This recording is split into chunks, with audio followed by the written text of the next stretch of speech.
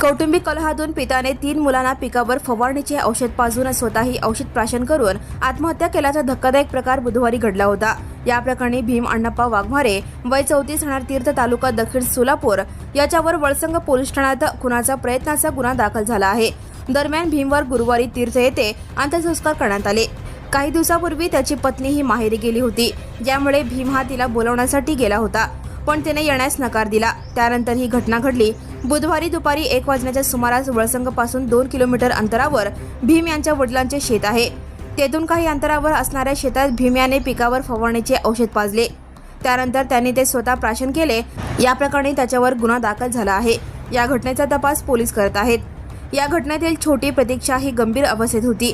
तिला उपचारासाठी बुधवारी लोकमंगल हॉस्पिटलमध्ये दाखल करण्यात आले। प्रकृती अधिकच बिघडल्याने आज गुरुवारी शासकीय रुग्णालयात उपचारासाठी तिला दाखल करण्यात आली आहे।